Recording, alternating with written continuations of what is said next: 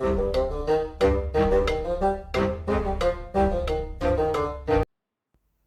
and welcome to the Critically Clueless. I'm a monk, and today we are in Mountain Blade 2 Bannerlords, and this video right here is going to be a beginner's guide to creating your first character. This is going to be like a fairly all-rounded character that has a little bit of this, a little bit of that, and it's not going to be, for instance, a structured, optimized build, just to keep that in mind. And the culture that we're going to be picking is Britannia, because it is just bloody amazing, or the Britons, absolutely amazing for the 50% less speed penalty and the 15% sight range bonus in forests. I think it's amazing, you really can't beat it, and it's a good all-rounder, so that's what we're picking. And guys, don't forget, if this is the kind of content that you want to watch, don't forget to hit that like button and subscribe to the channel. Helps us out so much, it helps us grow and reach more people. We also have a Discord, the link for that is down in the description. Make sure you join that, guys, and let's start chatting about the game. Now, when it comes to actually building your character, you have to answer 5 simple questions, and these give you little points and perks in the game. Now, the first thing we should really explain is what we're actually getting points and perks into. The first one would be Valor. This relates to your melee attack. Polearms you kind of get throughout the game. You will be forced to use polearms, whether you like it or not, pretty much anyway. So what you should really be focusing on is whether you want to be a one-handed fighter or a two-handed fighter. And if you don't want to be either of those, then perhaps it's going to be control that you are looking at. Again, when it comes to control, you will have bows, you will have crossbows, and throwing. I would pick one. Much like the melee, pick either one-handed or two-handed. Don't spec into both. And again, when it comes to the bow or the crossbow, pick one of them. Don't try and go into both of them. Again, really, ideally, you want to be optimizing your build as much as possible, as much as you're able to do, because points in this game is hard to get. So pick either ranged or melee itself. If we look at endurance, endurance is so important in this game. Cannot be overstated how important that is. Riding, you'll get points for that as you go along. Athletics is all about how fast you're going to be, and smithing is just a fantastic way to earn money in a game. One of the best ways to earn money in a game. So again, if you want to be earning a little bit of money, think about how it is you'll want to be doing it. But endurance in general is very, very good. Endurance is good for athletics, really good for riding. So ideally, we want to be picking up a point or two in these areas. Again, for me personally, smithing is the greatest way to earn money. So I'm going to be putting some points into smithing because I recommend it on any build that I'm doing. If we look at cunning, within here we have scouting. Now, scouting enables us to see tracks, enables us to follow armies, and enables people not to jump up on us.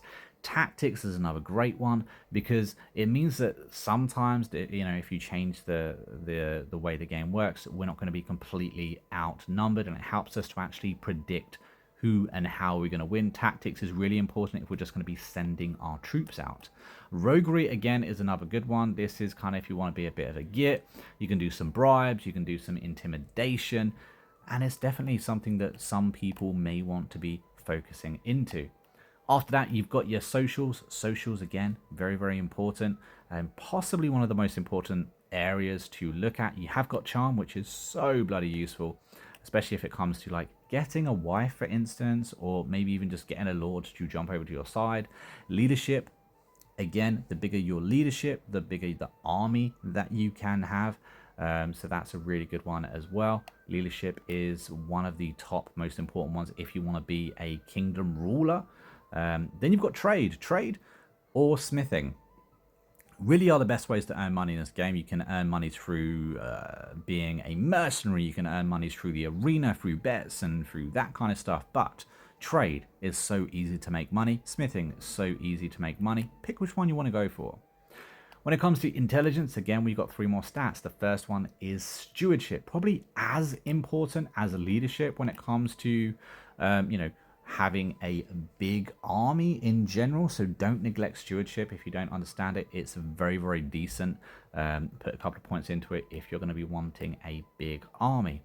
Now, medicine, very important. However, you can get companions in this game. You can get companions to ride along with you, and their stats and skills relate to you. Therefore, I would put medicine on one of my companions. The same goes for engineering. So bloody important for so many different things. Engineering kind of reduces how long it takes for you to siege someone, but I would put it on a companion. Now then, we need to answer a question. You were born into a family of member of chieftains. This gives us a two-handed weapon point and a point in bows as well. Healers, again, that will give us a point in medicine and a point into charm. Charm's pretty cool. So what I would do is have a little look-see through these options and line them up best with what you want to go for.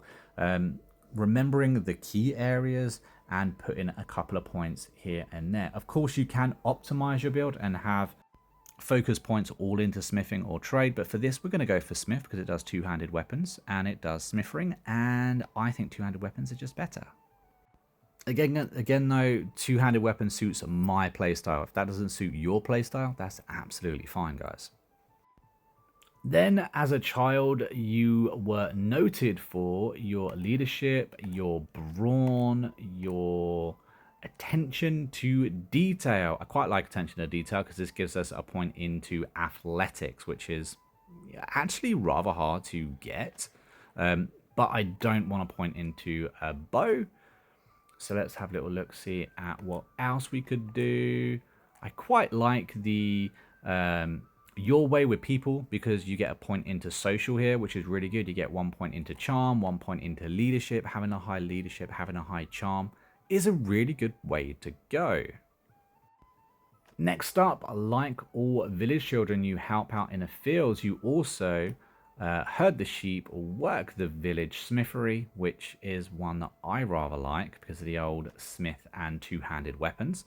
That works out really well for me. Repair projects, gather herbs in the woods, hunt small game, or sold product in the market. And again, if instead of smithing you went down a trade route, the bottom one is one that you would want because you get the 1 extra in charm and you also get the 1 extra in trade, which means you're going to be able to make the most money that way. But again, I quite like smithing, not only for the extra free easy money, but also because, as you can see, when it comes to building a character, I'm also getting those points in those two-handed weapons that I can be making for myself. So that's where I'm going to go there.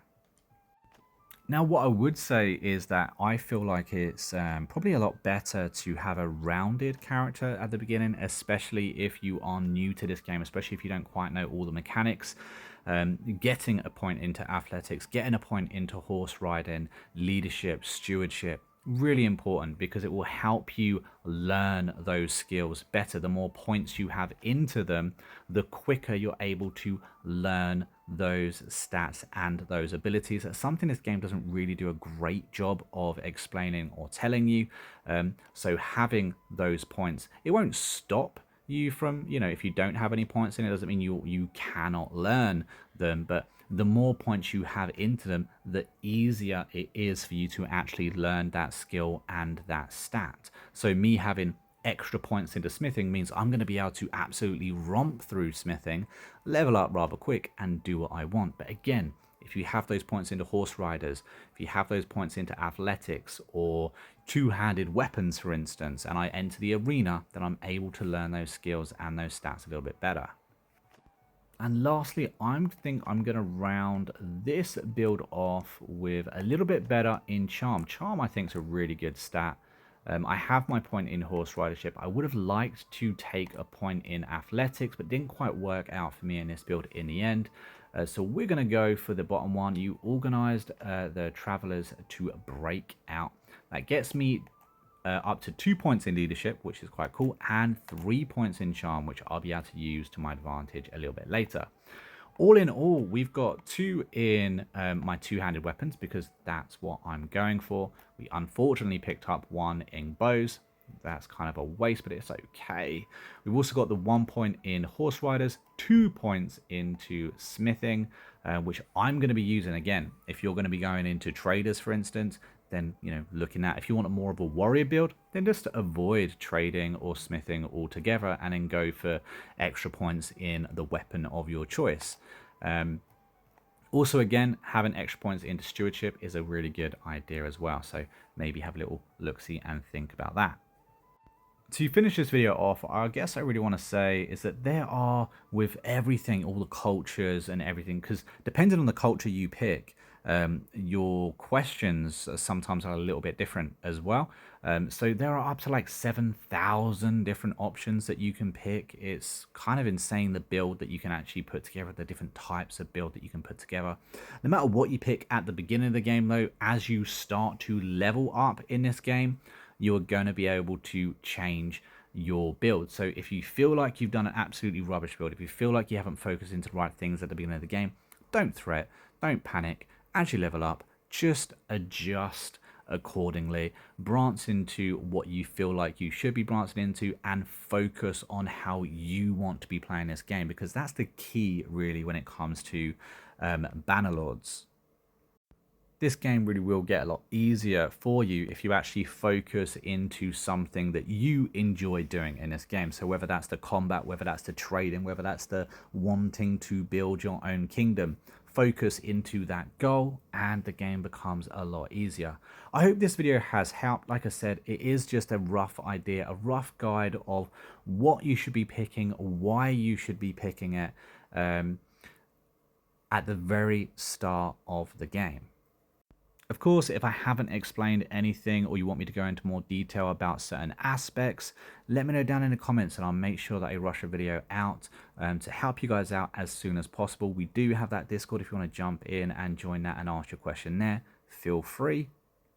And of course, along with that link in the description, there's also a link for my upcoming novel, 7 Broken and Bound. That is currently available on ebook for pre-order. It will be releasing as a paperback as well. And that is a dystopian cyberpunk. Very excited about that. And it's currently the best way to support the channel.